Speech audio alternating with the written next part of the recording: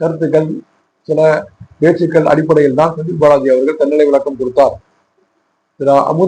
திருமதி அமுதா ஐஏஎஸ் அவர்களுடைய தலைமையில் அரசாங்க ரீதியாக தன்னிலை விளக்கம் கொடுக்கப்பட்டது.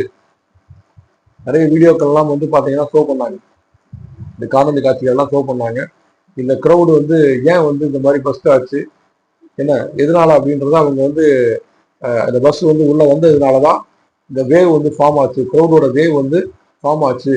அந்த இரண்டு பக்கமும் மக்கள் விலகி சென்றார்கள். விலகி செல்லும் பொழுது அந்த ஸ்பேஸ் அங்க கொடுக்கறதுனால தள்ளி தள்ளி சென்றார்கள். அது ஒரு நெரிசலை ஏற்படுத்தியது அப்படின்லாம் அவங்க அமுதா ஐஏஎஸ் அவர்கள் சொன்னார்கள்.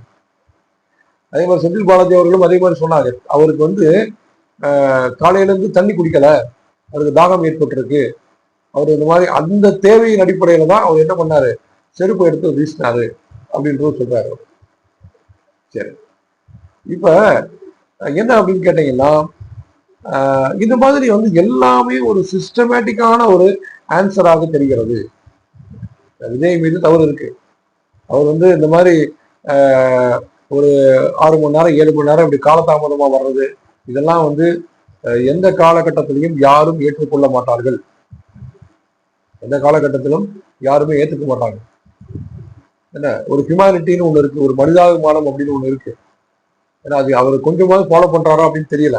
உங்களுக்காக உங்களுடைய ரசிகர் ஒருத்தர் அங்க காத்துக்கிட்டு இருக்கிறாரு, ஒரு கூட்டம் காத்து கொண்டிருக்கிறது அப்படின்னு சொன்னா அவங்களுக்கு நீங்க என்ன பண்ணணும், அவங்களுடைய தேவைகள் எல்லாத்தையும் நீங்க அவங்களுக்கு ப்ரொவைட் பண்ணணும்.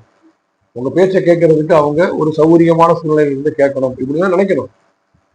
உங்க பேச்சை அவங்க கேட்கறாங்க, அவங்க வேலை மணிக்கிட்டு உங்க பேச்சை கேட்கறாங்க, உங்களுக்கு சப்போர்ட் பண்றாங்க, உங்களுக்கு அந்த க்ரௌடை ப்ரூவ் பண்றதுக்கு அவங்களும் ஒரு கருவியா இருக்கிறாங்க.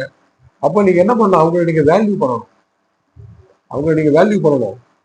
ஏன்னா உங்க மேல ஒரு கிரேஸ் இருக்குன்றதுக்காக அவங்கள நீங்க ஒரு ஸ்லேவ் மாதிரி ட்ரீட் பண்ணக்கூடாது. அந்த மாதிரி ட்ரீட் பண்ணதனுடைய விளைவு தான் இந்த 41 உயிர்கள் போயிருக்குன்னு சொல்றோம்.